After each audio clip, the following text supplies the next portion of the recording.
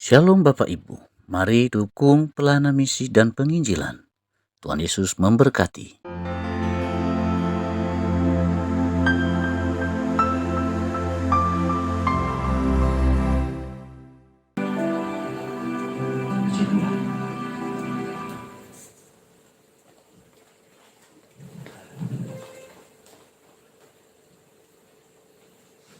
Shalom. Shalom. Juga menyapa yang menyaksikan melalui streaming. Shalom untuk kita semuanya. Puji Tuhan. Nah, baru-baru ini sebetulnya Indonesia mendapatkan satu penghargaan menjadi tuan rumah Piala Dunia dan menjadi tuan rumah di Piala Dunia satu yang tak mudah. Ya. Tetapi hanya karena sebuah kebencian, karena sifat yang begitu fanatik, maka Indonesia kehilangan momentum dan mengalami kerugian yang besar. Karena event organizer atau perusahaan-perusahaan yang menyediakan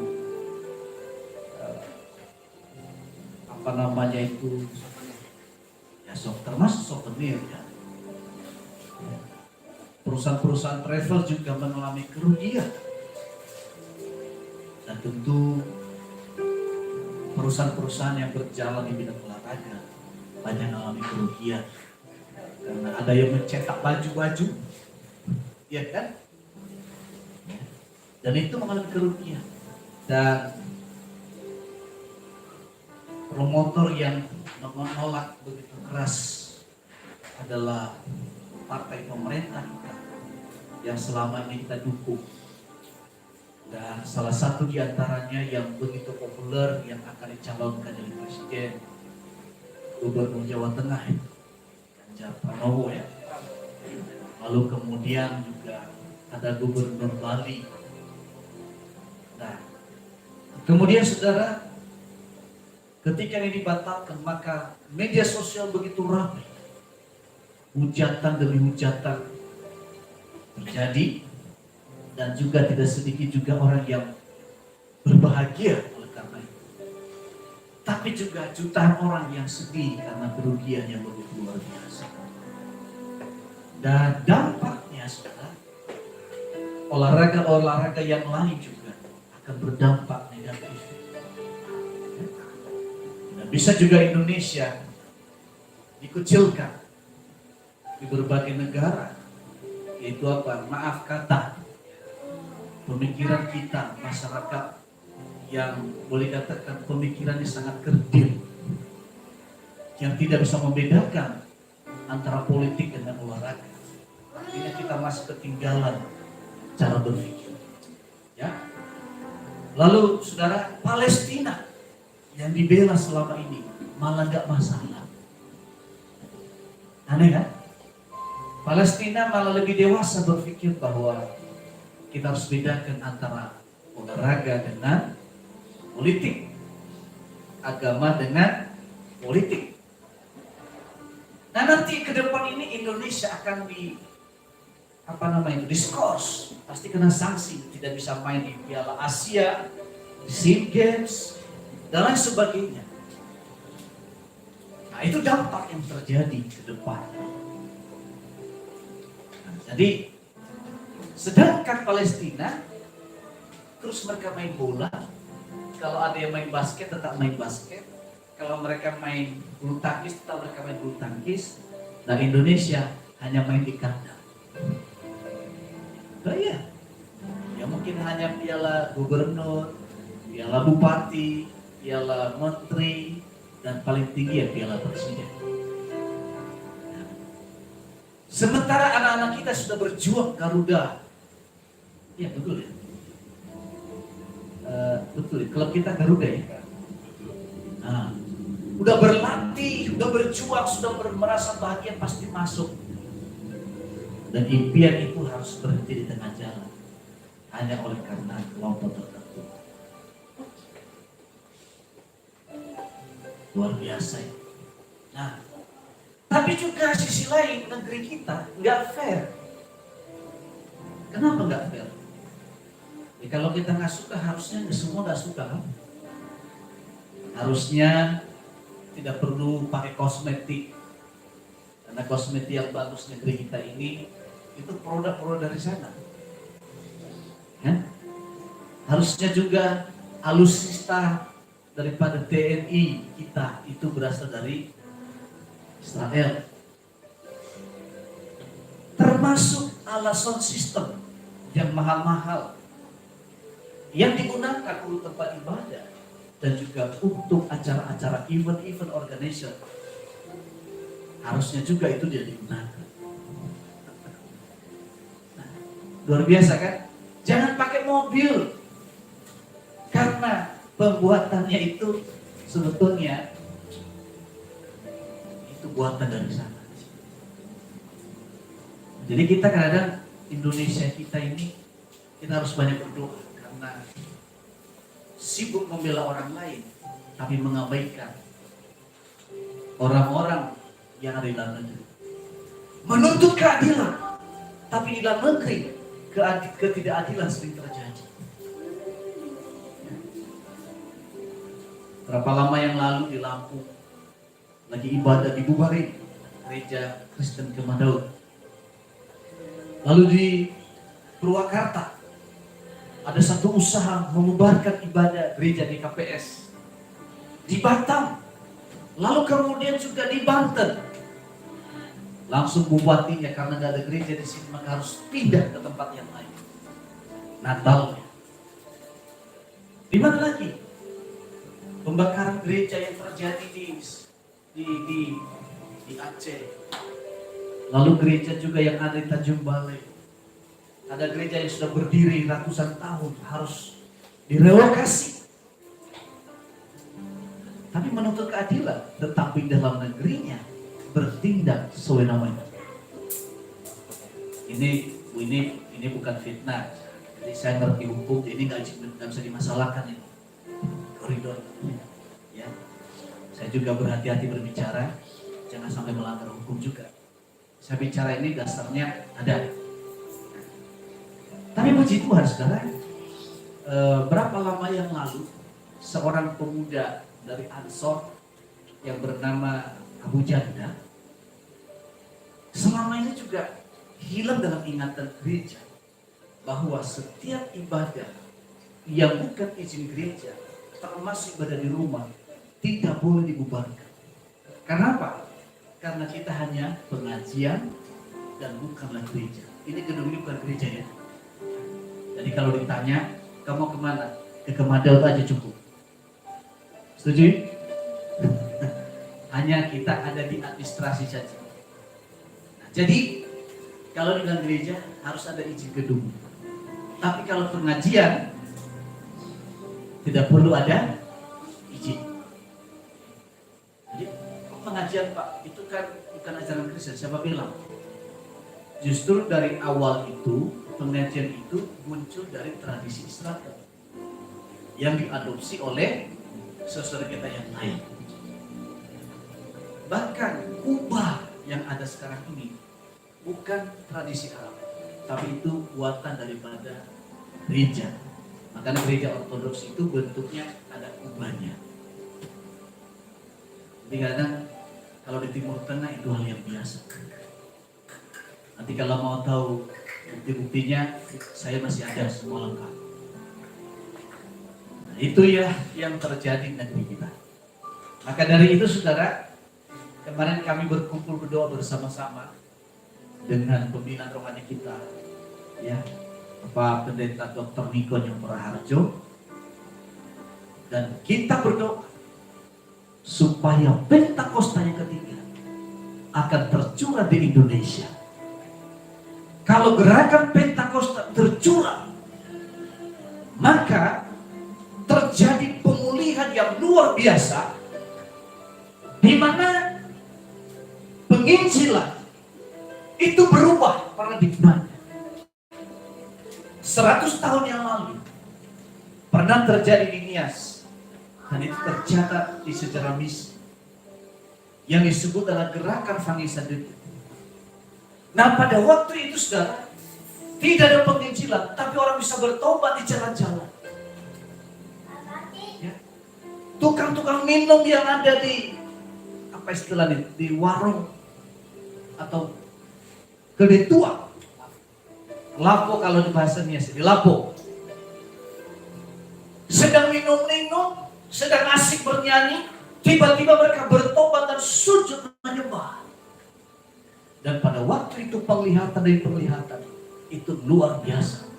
Kalau ada orang menyimpan racun, maka ada orang yang bisa melihat di rumahmu ada racun, segera buang. Dan mereka bukan gereja Pentakosta. Mereka lahir dari gereja-gereja Protestan seperti BNKP. Ada dari gereja Katolik juga. Itu mengalami perubahan yang luar biasa. Dan mereka juga ada yang berbahasa. Itu luar biasa. Gerakan Pentakosta 100 tahun yang lalu. Dan dalam waktu berapa minggu, 80.000 orang terima Yesus dan bertobat. Itu Yeremias. Betul apa orang-orang yang tadinya punya ilmu yang tinggi, tiba-tiba dia meninggalkan oleh karena ada lawatan Tuhan yang luar biasa. Dan hari ini tepatnya 100 tahun gerakan Pentakosta di Indonesia. Maka sejak hari tanggal 29 Maret yang lalu, maka diumumkan Indonesia akan mengalami lawatan Tuhan yang dahsyat. Akan mengalami gerakan Pentakosta yang ketiga. Di mana nanti penginjilan itu berubah paradigmanya.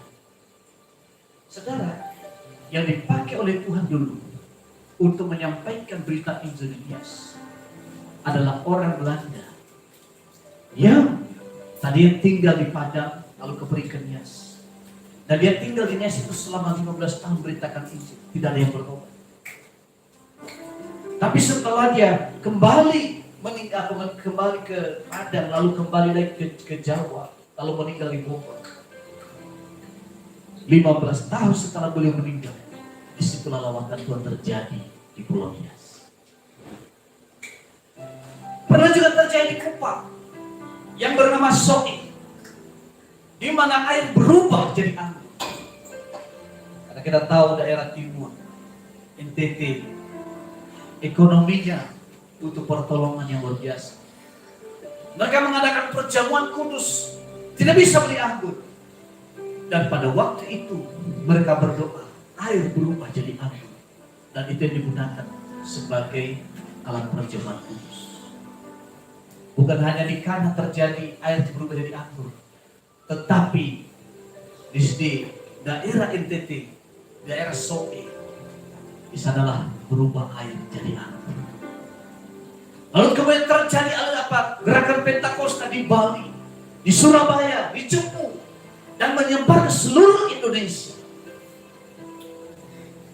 Dan sejarah mistis mencatat dari 2010 sampai dengan tahun 2023, gerakan pertobatan khususnya aliran Pentakosta 13 juta orang yang hijrah dari seberang masuk dalam gereja. Nah saudara, kali ini Tuhan bekerja lebih dahsyat lagi. Sebagaimana yang dituliskan di dalam Yoel pasal yang kedua, ayat yang ke-28 sampai yang ke-32.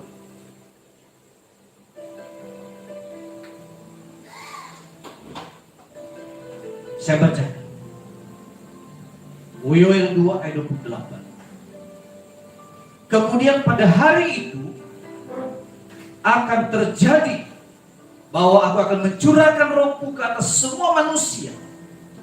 Maka anak-anakmu laki-laki dan perempuan akan bernubuat. Orang-orangmu yang tua akan mendapat mimpi. Teruna-terangmu akan mendapatkan penglihatan-penglihatan. Juga atas hamba-hamba laki-laki dan perempuan akan kucurahkan rohku pada hari-hari. Poin yang pertama dikatakan 3 generasi Tuhan pakai. Generasi anak-anak, generasi remaja, generasi dewasa, ya, seperti saya ini karena dewasa. Lalu generasi orang tua. Tuhan pakai 3 generasi. Dan kita ini ada 3 generasi dalam gereja ini. Ke depan kita akan perhatikan anak-anak sekolah minggu juga. Karena mereka generasi penerus yang akan meneruskan gereja dan juga generasi bangsa. Dan harus ditanamkan dari sekarang ini.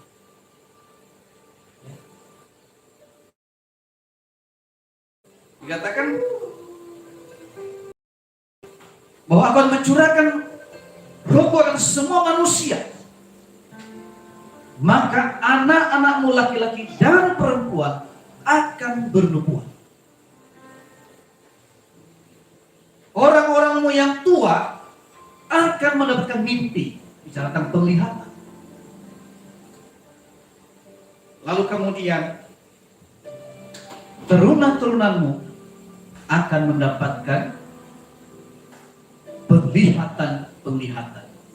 Juga atas semua hamba-hambamu laki-laki dan perempuan akan kucurahkan rohku pada hari itu. Kalau Tuhan memakai seseorang, tidak peduli latar belakangnya apa.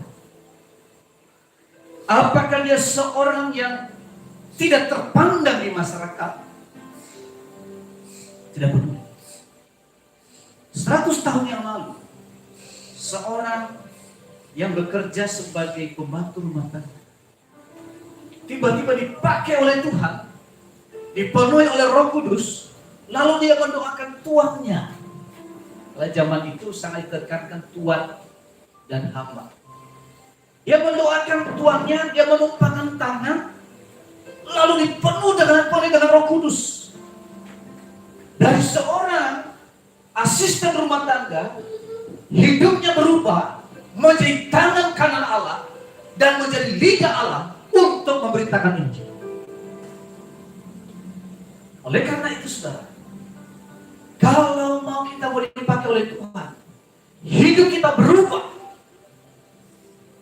Satu hal yang kita lakukan, rindukan Tuhan dalam hidup. Rindukan Tuhan dalam hidup. Apapun keadaan hari ini, kalau Roh Kudus bekerja, Tuhan sanggup merubah dalam waktu yang sekejap. Karena semua itu pekerjaan daripada Roh Kudus.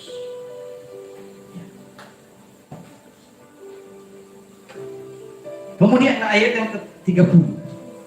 Nah ini nih. Aku akan mengadakan mujizat-mujizat di langit dan di bumi. Darah dan api dan gumpalan-gumpalan asap. Matahari akan berubah menjadi gelap gulita dan bulan menjadi darah sebelum datangnya hari Tuhan yang hebat dan dahsyat itu. Dan barang siapa yang berseru kepada nama Tuhan akan diselamatkan. Sebab di Gunung Sion dan Yerusalem akan ada keselamatan seperti difirmankan Tuhan. Dan setiap orang yang dipanggil Tuhan akan termasuk orang-orang yang terlepas. Lawatan Tuhan diikuti dengan goncangan, diikuti dengan bencana demi bencana. Dan Indonesia sedang mengalami belum lama yang lalu gempa bumi, gunung meletus. Di Turki juga berapa lama yang lalu, apa yang terjadi? Ribuan orang mati oleh karena gempa bumi. Belum selesai perang Rusia dengan Ukraina. Dan ini akan terus terjadi. Ini di tengah pandemi. Lalu kemudian juga kalau kita lihat Malaysia berapa kali ganti Perdana Menteri. Inggris juga sama. Guncangan ekonomi terus terjadi. Tetapi saudara kasih Tuhan, di balik goncangan, Tuhan mengatakan tadi, di ayat yang ke-28, kemudian pada hari itu akan terjadi bahwa aku akan mencurahkan rohku ke atas semua manusia. Yaitu apabila apa? Di ayat 32, dan barang siapa yang berseru kepada nama Tuhan akan diselamatkan. Di tengah-tengah kesulitan, di tengah-tengah goncangan, apabila orang-orang tersebut memanggil nama Tuhan, maka roh Tuhan bekerja dengan dahsyat. Sehingga tema kita hari ini adalah kuasa Allah di balik kesukaran. Saudara, suka tidak suka, senang tidak senang, goncangan itu pasti terjadi. Oleh karena itu kita semua hari-hari ini kita harus meresponi dengan membawa hidup kita kepada Tuhan, dengan memiliki sikap yang benar di hadapan Tuhan. Bukan sebuah kebetulan kita ada di wadah gereja. Dan kalau saya mengatakan pada kita semua, siapkan hati kita, perbaiki hidup kita, artinya pertobatan, berjalan dalam kebenaran, supaya dengan demikian kita luput dari kesukaran demi kesukaran yang terjadi di dunia ini. Kita memang nggak bisa menghindari itu terjadi, tapi ketika itu terjadi, kita akan diluputkan oleh kuasa daripada Roh Kudus. Sebab salah satu fungsi Roh Kudus adalah mengajar kita apa yang kita kerjakan di hari-hari yang akan datang. Ya. Maka dari itu kita harus merindukan Roh Kudus turun atas kita. Ya. Ada lagunya belum?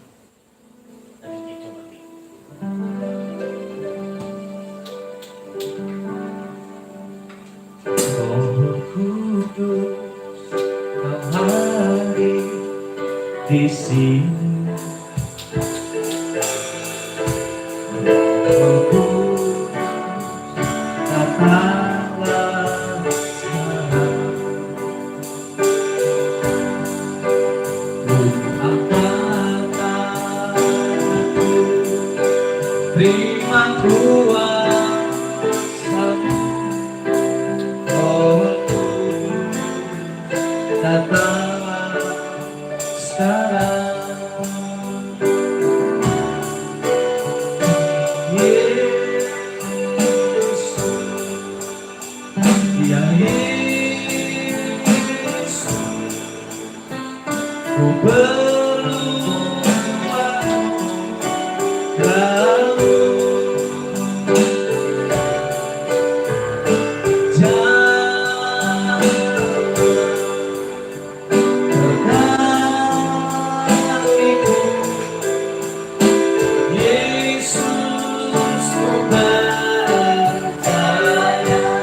sama-sama belajar lagu ini. Roh Kudus, kau hadir di sini. Roh Kudus, datanglah sekarang. Ku angkat tanganku, terima kuasa-Mu. Roh Kudus, datanglah sekarang. Yesus, Yesus, ya Yesus.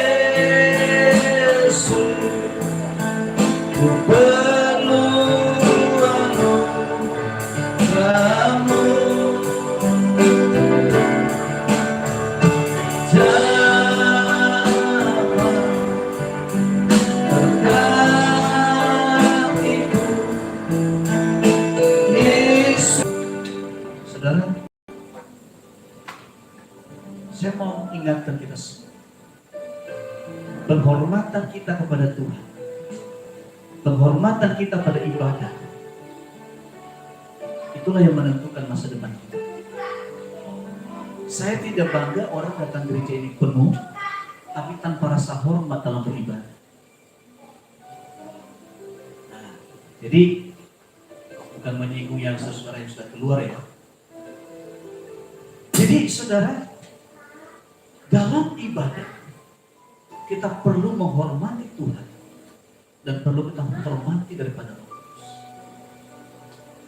Biarpun kamu tidur di dalam gereja, ya, dengar baik-baik. Walaupun kamu tidur di dalam gereja, tinggal 24 jam, tapi tanpa penghormatan kepada Tuhan, tanpa penghormatan terhadap ibadah itu, gak ada gunanya. Serius. Makanya jangan heran, ada orang Kristen yang hidupnya gampang berubah, luar biasa. Tetapi ada juga orang Kristen dari tahun ke tahun hanya begitu-begitu aja. Kenapa? Itu karena sikap kita kepada Tuhan, sikap kita bagaimana menghormati Tuhan.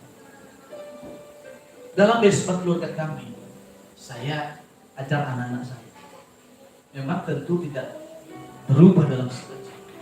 Saya bilang begini, kalau mau hidup bijaksana, mau belajar, mau pengen sukses menjadi apapun, mau untuk menjadi orang yang cerdas, Alkitab berkata, ditentukan sejauh mana kamu mengasihi Tuhan dan mengasihi firman. Itu dia. Anda bisa mengerjakan apa saja dengan segala kekuatannya. Karena orang yang tidak percaya Tuhan juga berhasil. Orang Rusia itu tidak percaya Tuhan, mereka berhasil. Ya kan? Orang Jepang juga, mereka tidak percaya adanya Tuhan, tapi mereka berhasil. Tapi catat baik-baik, negara yang paling banyak bunuh diri, negara yang mana? Pertama Jepang, kedua Korea, Rusia tadi beritakan ya. Itu negara-negara yang luar biasa sukses. Kenapa?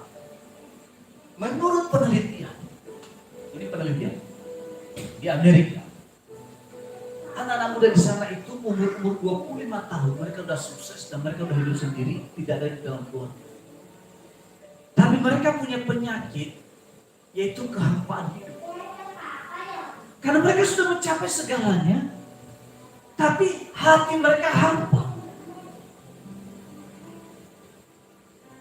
Oleh karena apa? Tidak ada hadirat Tuhan dalam hidup. Pengkhotbah mengatakan, ada yang diberi kuasa untuk memiliki segalanya. Tetapi saudara, Tuhan tidak berikan kuasa untuk menikmati. Punya rumah mewah, tapi tidak ada kehangatan, tidak ada kebahagiaan. Punya segala-galanya, semuanya oleh karena hatinya jauh daripada Tuhan.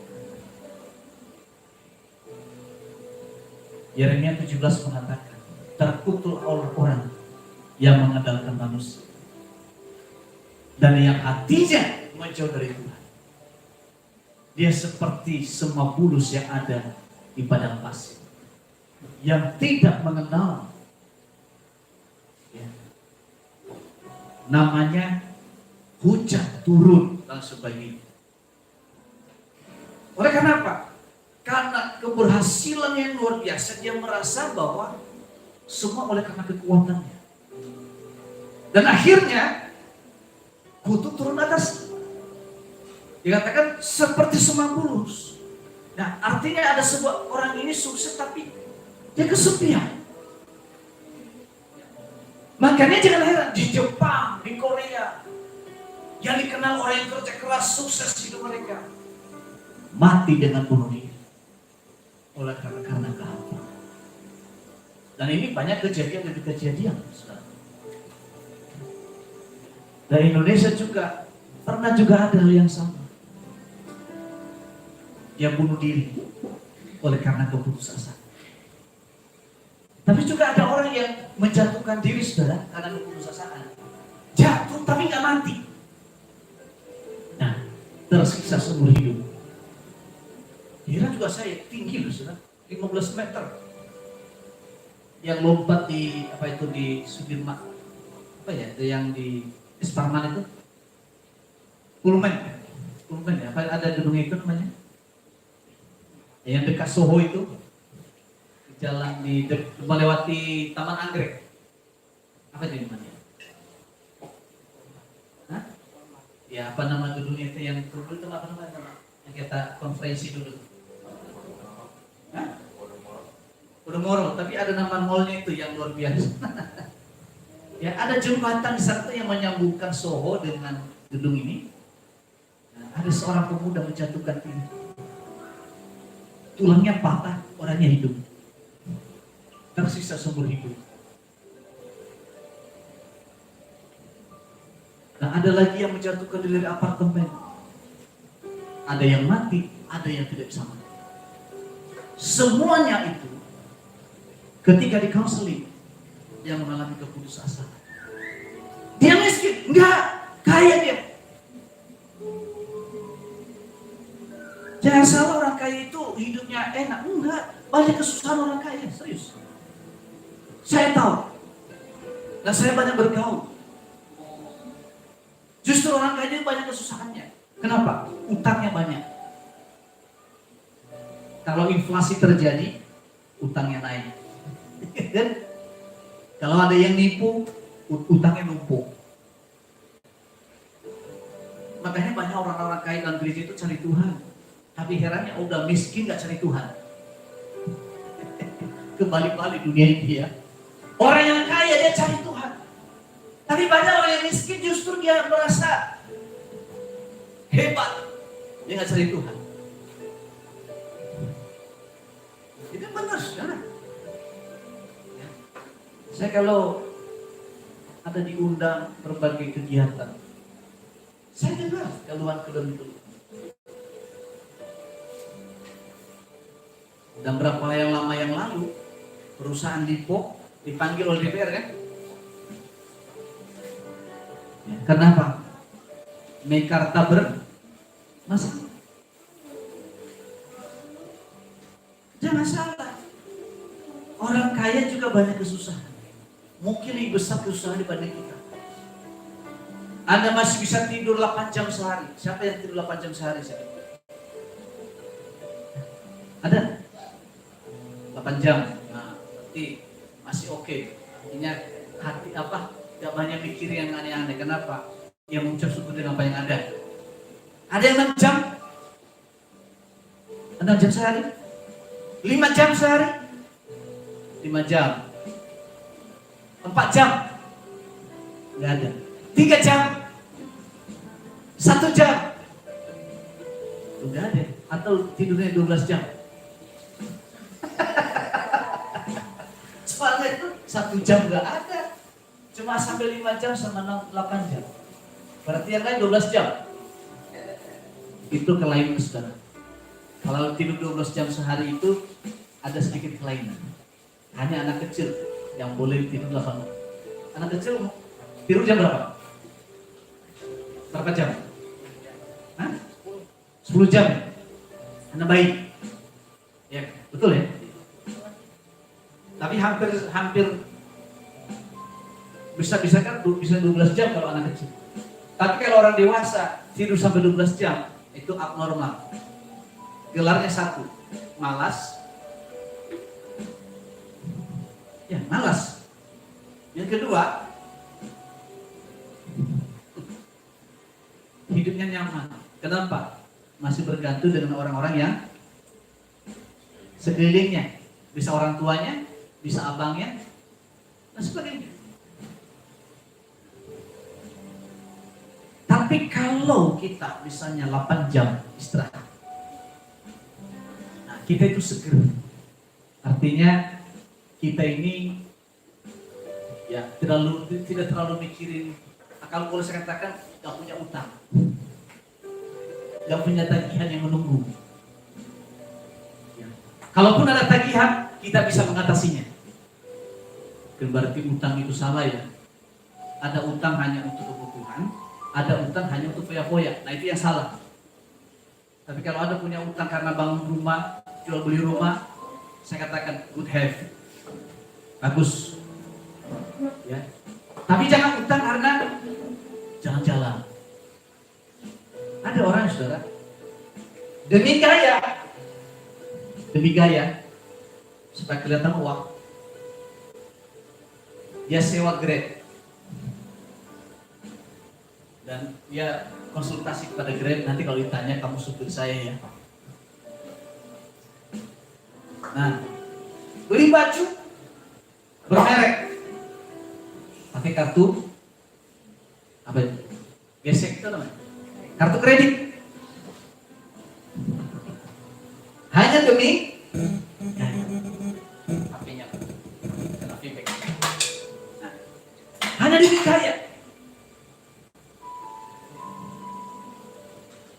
Kenapa saudara? Orang-orang seperti ini, karena orang ini seperti Alkitab katakan, hatinya jauh daripada Tuhan. Kalau orang ini dekat dengan Tuhan, jadi penuhi oleh Roh Kudus, maka Roh Kudus akan mengajarkannya apa yang dikerjakan di masa yang akan datang. Roh Kudus mengajari bagaimana dia harus melangkah hari ini dan seterusnya. Hidupnya akan sembarangan. Sehingga di ayat yang ke-28 tadi, semua orang, satu kumpulan, dipakai oleh Tuhan dengan cara yang luar biasa, membawa perubahan di sekelilingnya, membawa dampak positif. Bukan kehadiran membuat orang pusing. Ada nggak orang yang hadir tentang kita bikin kita pusing? Pernah nggak orang saya gitu? Kalau dia datang kita pusing. Dia mau ngomong, aduh, nggak nyaman. Nah, ada orang seperti ini. Nah itu belum Roh Kudus itu. Walaupun dia bicara Roh Kudus, tapi orang ini belum Roh Kudus. Karena Roh Kudus itu selalu membawa kedamaian, selalu membawa sukacita. Itulah pekerjaan daripada Roh Kudus. Sampai di sini dulu.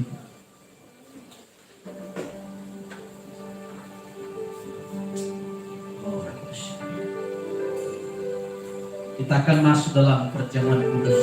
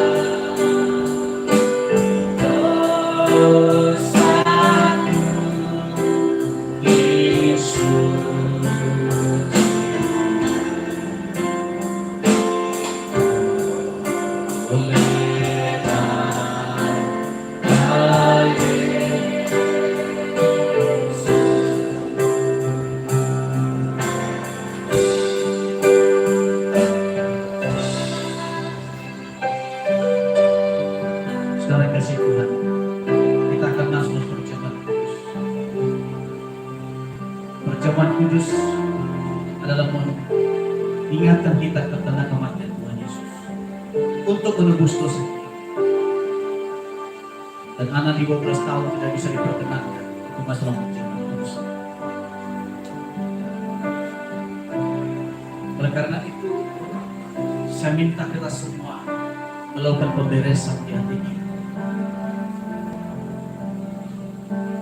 Bagaimana selama ini kita menghormati Tuhan? Karena bertanya, Tuhan, saya ini lahir sebagai orang Kristen. Saya lahir sebagai orang Kristen, tapi kenapa hidup saya tidak berubah?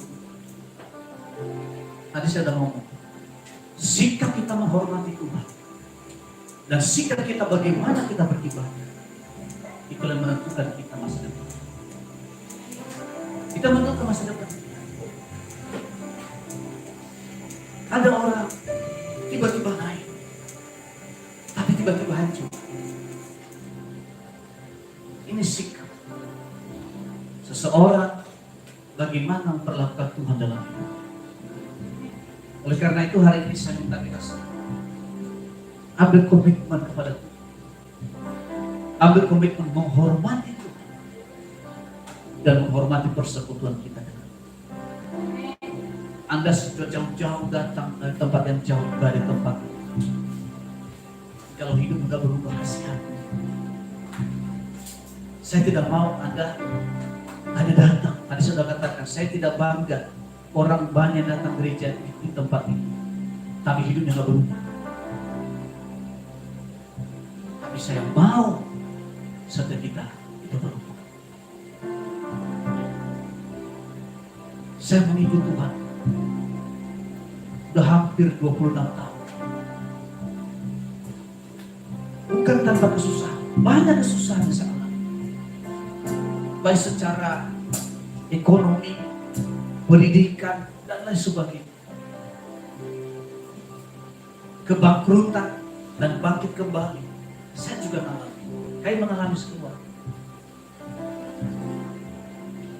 Bukan ada masalah.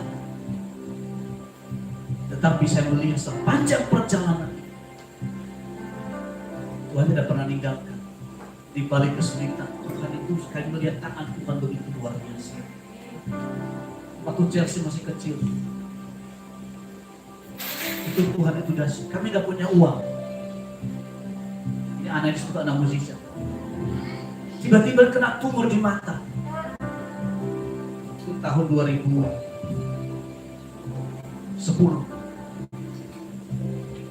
Kita tidak punya uang dan harus dioperasi dan harus dibius selama 14 jam. Ini di mata sudah makin lama makin besar sampai nongol seperti gantungan kunci. Ya, artinya gantungan keluar dari mata. Kita pindah rumah sakit. Dokter yang mengatakan hanya 30% bisa sembuh tanpa operasi. Tapi dengan iman kita ambil opsi yang kedua. Tidak perlu dioperasi. Cukup dengan doa. Cukup dengan terapi. Saudara, sama-sama kita berdoa suami istri. 1 minggu kemudian, tumor di mata itu copot. Setelah masuk akar-akar, langsung mata Chelsea yang bengkak tadi terkempes dan sampai hari ini sembuh. Saudara, kalau ada uang itu kan gampang. Kalau nggak punya uang itu tidak mudah. Iman. Saya berlutut bersama-sama dengan dan mujizat. Tahun 2014 kami bangkrut. Usaha yang kami kelola sama boleh bangkrut. Udah bangkrut, plus utang. Pulang ke rumah karena nggak berani. Karena orang bank pasti datang. Sampai kami pindah-pindah tempat kita. Tapi juga pindah-pindah doa saudara. Doa. Nah, satu ketika saya lagi di Casablanca, mobil saya lagi parkir di kuburan itu. Doa. Tuhan, abang salat. Nah, Roh Kudus itu ingatkan saya. Roh Kudus itu luar biasa. Pertama, temui ibu ini. Jangan menemuinya ngapain?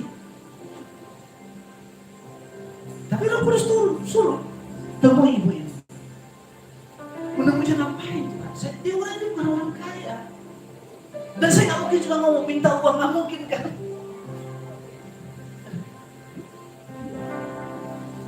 Tapi Tuhan suruh saya taat. Saya ketemu ya. Biasalah saya ketemu, saya kasih kopi.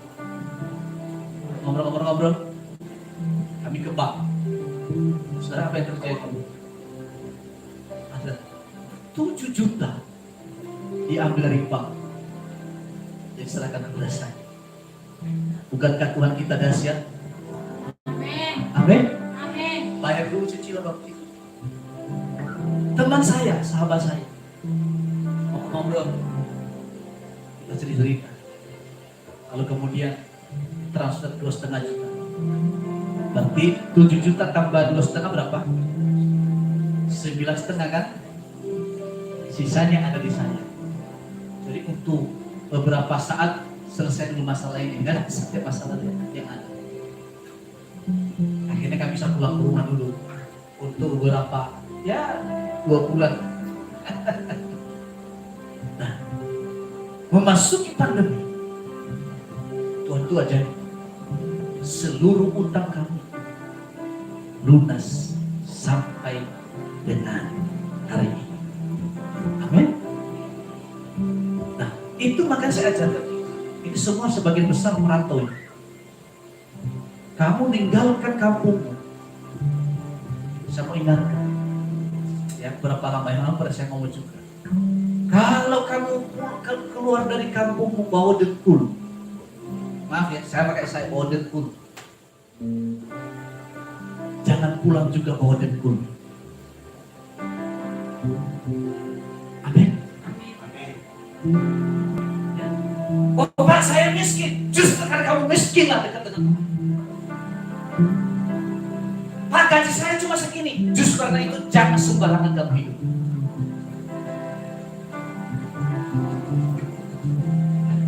Kalau kamu sudah menikah, jujur kepada istri. Bendahara di rumah yang sehat itu harusnya istri. Tapi kalau kecuali memang istrinya nggak bisa kelola, baru beda. Tapi itu harus bersama-sama. Kecuali yang belum punya istri, beda ceritanya. Saya nggak ngomong ke sana. Ini penting. Jadi perjamuan kudus itu bukan sekedar hanya sekedar peringatan kepada, tapi dia mengubah kehidupan dari bebaskan dari kutuk. Mari siapkan hati.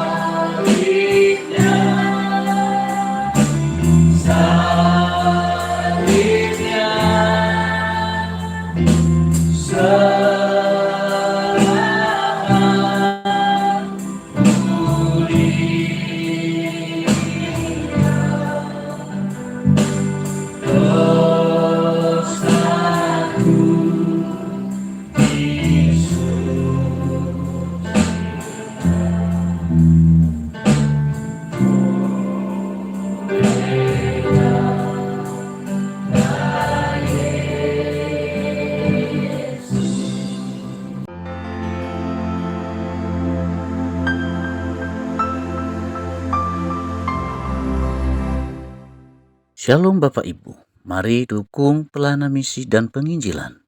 Tuhan Yesus memberkati.